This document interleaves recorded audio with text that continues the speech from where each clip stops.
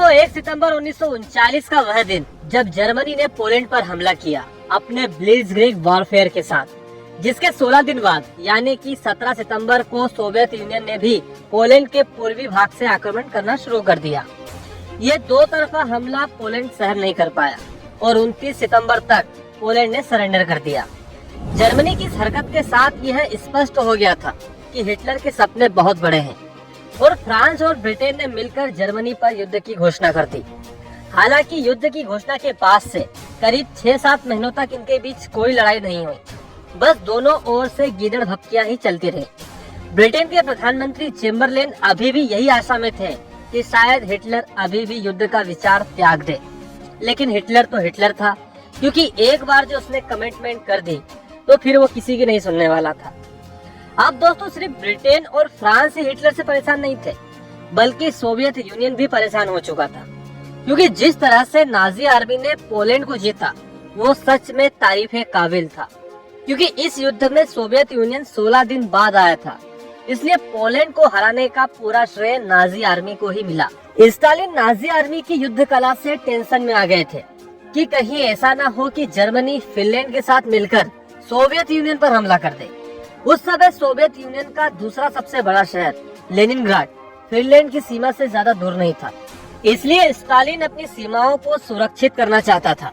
इसलिए Soviet union ने Finland से बातचीत भी की ताकि फिनलैंड कुछ रणनीतिक क्षेत्र सोवियत यूनियन को दे दे, जिससे सोवियत यूनियन की सीमाएं सुरक्षित हो सके। लेकिन फिनलैंड ने साफ साफ मना कर दिया, जिसके जवाब में स्टालिन ने 30 नवंबर तक फिनलैंड पर हमला शुरू करवा दिया। ये लड़ाई बराबरी की लड़ाई तो नहीं थी, क्योंकि कहाँ सोवियत यूनियन और कहाँ फिनलैंड, कोई तुलना ही नहीं है।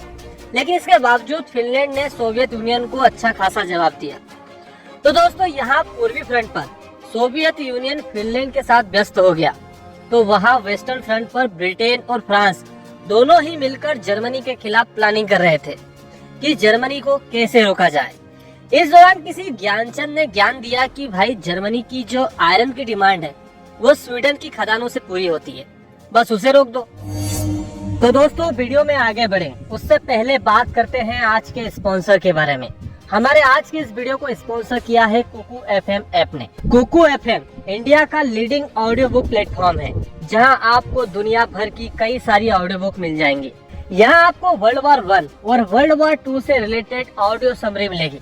वर्ल्ड वॉर 2 में तो यहाँ आपको 21 चैप्टर मिलेंगे, जो कि अपनी सही टाइमलाइन के साथ सेट है। तो दोस्तों इस एप्लीकेशन की लिंक आपको नीचे डिस्क्रिप्शन और पिन कमेंट में मिल जाएगी, एक बार जरूर चेकआउट कीजिएगा।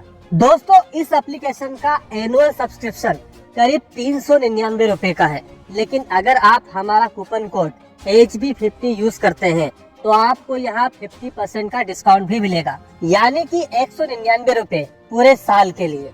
तो दोस्तों जल्दी कीजिए, क्योंकि यह ऑफर शुरुआत के 250 यूजर्स के लिए ही है। तो दोस्तों वापस आते हैं अपने टॉपिक पर, जहां हमने बात की कि किसी ज्ञानचंद ने ज्ञान दिया, और वो ज्ञान बिल्कुल सही भी था, क्योंकि जर्मनी के आयरन की डिमांड स्वीडन से ही पूरी होती थी, और स्वीडन के पास ऐसा कोई पोर्ट नहीं था जो साल के 12 महीने चालू रहे।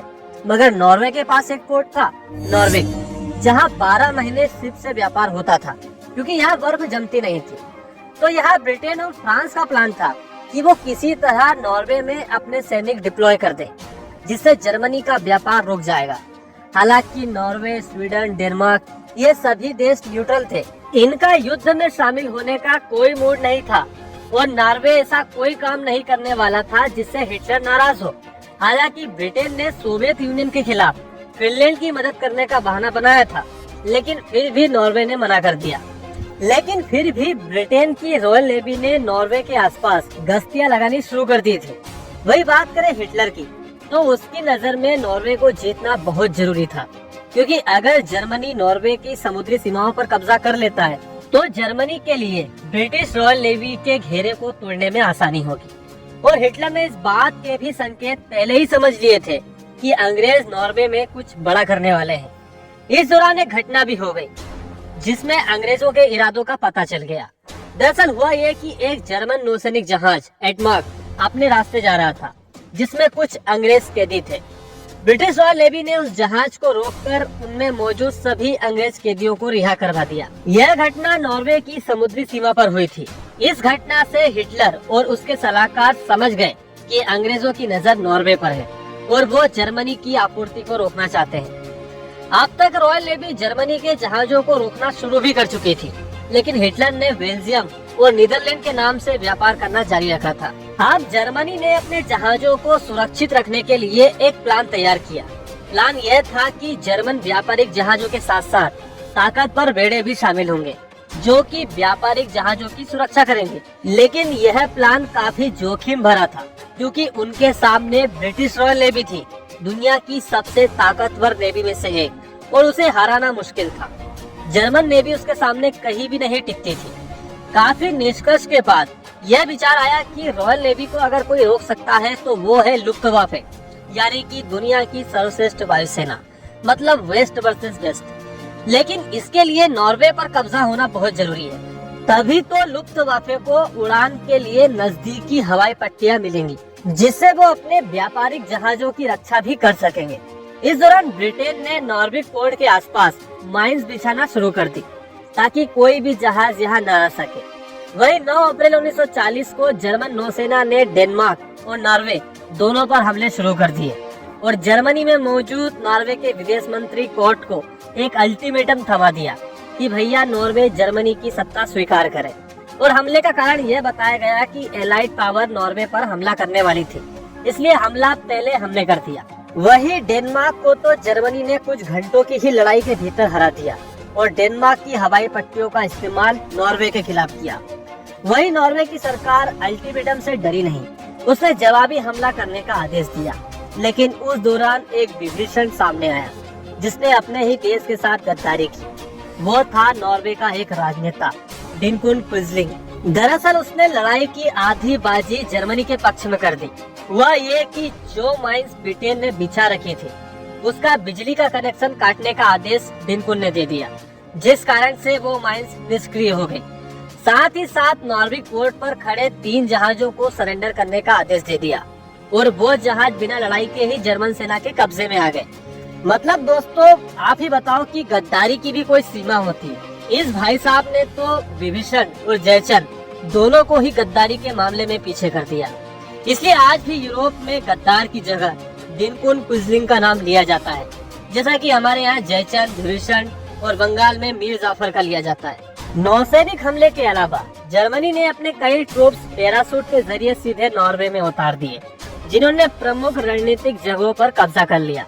वही नॉर्वे की सहायता के लिए ब्रिटिश बेड़े आते जब तक बहुत देर हो चुकी थी। यहाँ नॉर्वे के लिए एक ही बात अच्छी रही कि जर्मनी का एक समुद्री बेड़ा फ्यूचर ऑस्लो हमले में डूब गया, जिससे नॉर्वे की राजधानी पर कब्जा करने में समय लगा, जिससे नॉर्वे की सरकार और नॉर्वे का शाही परिवार भागने में सफल रहा।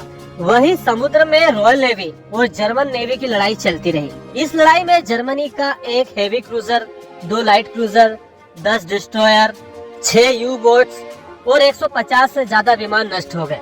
तो वही ब्रिटेन का एक एयरक्राफ्ट कैरियर डूब गया, जिसे लुफ्टवाफे ने डुबाया था, और 2 क्रूजर, 7 डिस्ट्रॉयर, एक सबमरीन और करीब 112 विमान नष्ट हो गए। साथ ही जमीनी लड़ाई में भी ब्रिटेन के करीब 2000 सैनिक मारे गए। कुल मिलाकर एलाइड पावर की ओर से 7000 सैनिक मारे गए और जर्मनी ने भी अपने करीब 5500 सैनिकों को खोया। जर्मनी का नॉर्वे कैंपेन 8 अप्रैल 1940 को शुरू हुआ था, जो कि 10 जून तक चला था, यानी कि करीब 2 महीने। अब बेचारे शांतिप्रिय नॉर्विक लोग कुछ समझ पाते, इससे पहले ही नॉर्वे जर्मनी का गुलाम बन चुका था। और जब मुट्ठीभर सैनिकों के साथ जर्मन जनरल राजधानी में प्रवेश कर रहे थे, तो वहाँ की पुलिस उनके स्वागत में सड़कें साफ कर रही थी और हजारों नॉर्वेजियन लोग मजबूरी में उनका अभिनंदन कर रहे थे। मतलब सिर्फ 1500 जवानों की टुकड़ी जब राजधानी ओस्लो में घुसी, तो करीब 3 लाख की आबादी वाला यह शहर बस देख रहा था। इसे कहते हैं डर, कोई विरोध नहीं, वो भी हिटलर का डर। वही दूसरी ओर जर्मन सेना सरकारी कार्यालयों पर कब्जे कर रही थी और नॉर्वे की नई सरकार का प्रधान गद्दार डिनकुन को ही बनाया गया। वही जर्मन वायुसेना लुफ्टवाफे के डर से ब्रिटिश रॉयल नेवी डरकर पीछे हट गई। और दोस्तों, डरे भी क्यों ना, क्योंकि वर्ल्ड वॉर 2 का पहला युद्धपोत जर्मन वायुसेना ने ही डुबाया था। जिससे ब्रिटिश रॉयल नेवी को डरना पड़ा। पोलैंड की तरह नॉर्वे को भी गलतफहमी थी कि एलाइड पावर उसकी मदद करने आगे आएंगे, लेकिन जवाबी हमला करने के बजाय वो तो खुद को बचाने में लगे थे। इस घटना के बाद ब्रिटेन और फ्रांस की खूब आलोचना हुई और इसी का ही परिणाम था कि ब्रिटिश प्रधानमंत्री चैम्बरलेन को इस्तीफा देना पड़ा। चैम्बरलेन ने कोशिश की कि उसी के विदेश मंत्री हैलिफैक्स को प्रधानमंत्री बनाया जाए, लेकिन हैलिफैक्स ने खुद ही मना कर दिया कि भैया हमको नहीं बनना। ऐसे टाइम पर विंस्टन चर्चिल का नाम सामने आया। वही जर्मनी यही नहीं रुका। 10 मई 1940 को जर्मनी ने वेस्टर्न यूरोप पर हमला शुरू कर दिया और 22 जून तक फ्रांस ने भी सरेंडर कर दिया। तो दोस्तों, उम्मीद है कि आपको वीडियो जरूर पसंद आया होगा। तो नमस्कार दोस्तों, मेरे चैनल को लाइक और सब्सक्राइब कीजिए और फॉलो कीजिए। आपके लिए बहुत बढ़िया बढ़िया चीज़ लेके आया हूँ और बहुत ही शानदार वीडियो है, तो मेरे चैनल को सब्सक्राइब ज़रूर कीजिएगा। थैंक यू, धन्यवाद।